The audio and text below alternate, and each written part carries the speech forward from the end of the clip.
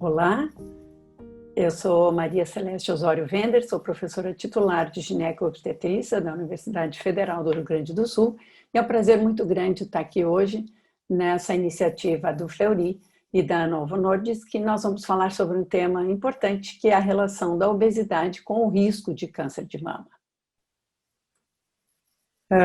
Nós já comentamos sobre os objetivos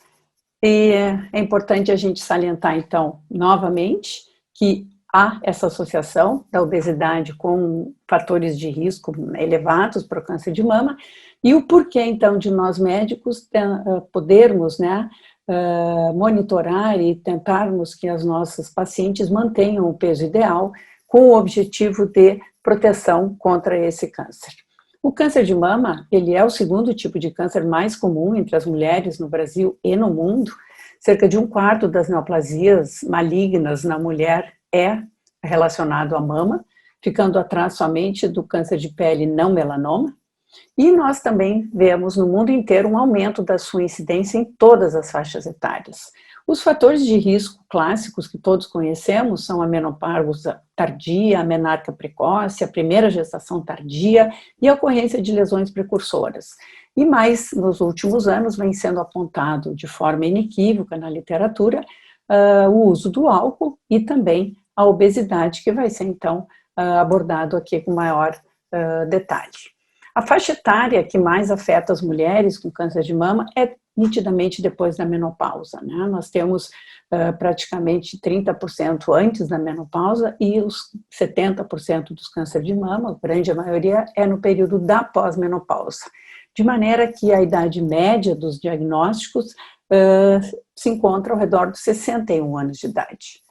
Por que a obesidade pode estar relacionada com a maior ocorrência do risco, então, do câncer de mama, né? Então, nós lembraríamos aqui que o tecido adiposo, ele tem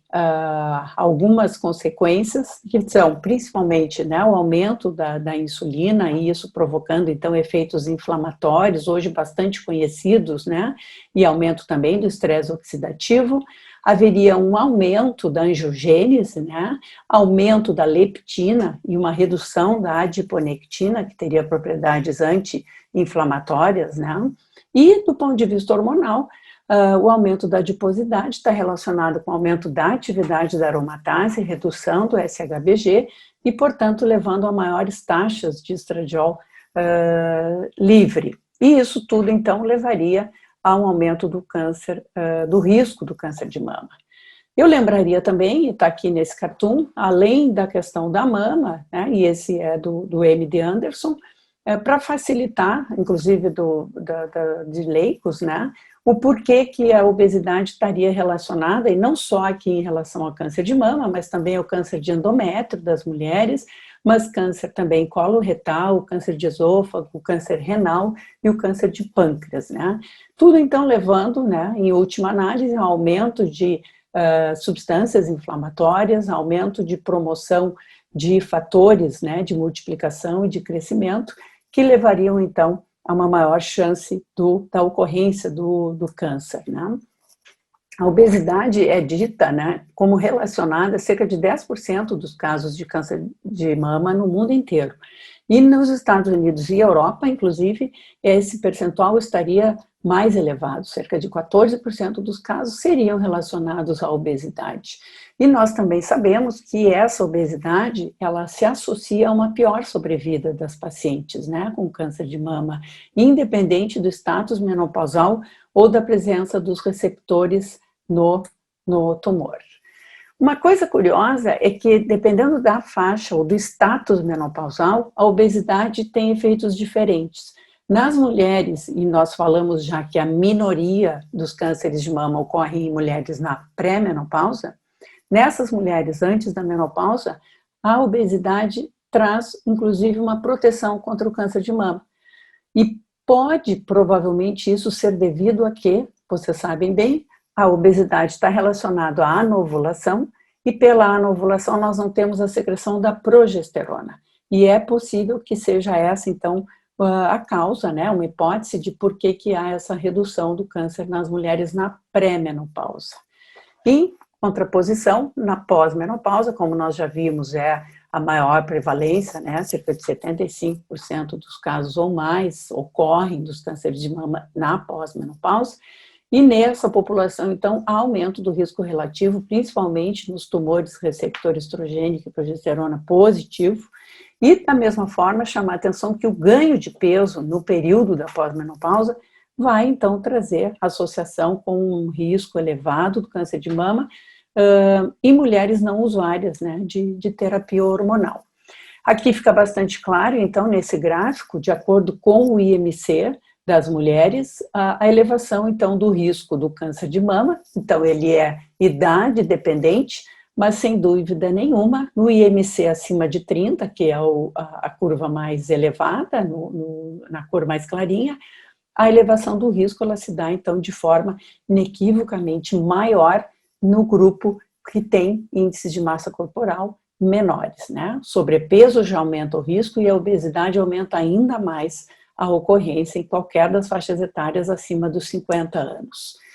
Todos sabemos que a obesidade vem aumentando no mundo inteiro, mas aqui no Brasil da mesma forma, tanto em homens quanto mulheres, mas em mulheres os dados são alarmantes, né? Nós temos no ano passado dados que mais de 53% das mulheres têm sobrepeso no Brasil e cerca de 21% das mulheres brasileiras têm o diagnóstico de obesidade, né? O IMC acima de 30. Em relação ainda à prevalência da obesidade, nós temos ainda aqui dados de que as mulheres têm uma obesidade tanto abdominal como geral, né, superior aos homens, né, e que a obesidade mórbida, que seria a IMC acima de 40, da mesma forma, ele também tem uma prevalência, né, tinha uma prevalência já maior em 2006, e nós visualizamos aqui em 2017, nessa coluna em azul, como houve crescimento importante, né, tanto em homens como em mulheres, mas na mulher mais ainda dessa obesidade mórbida, né. É importante a gente entender, e aí vem a importância de nós médicos que acompanhamos, né, tanto homens como mulheres, mas no caso aqui as mulheres, para tentar se impedir esse aumento de peso ao longo da sua vida, com um potencial redutor de risco do câncer de mama, né? Então, esse estudo acompanhou, né, um número muito grande de população, tanto homens como mulheres, ao longo da vida, e foi visto que, em média, né, cerca de 340 gramas as mulheres acabam ganhando por ano, né, quando não é feito nenhum tipo de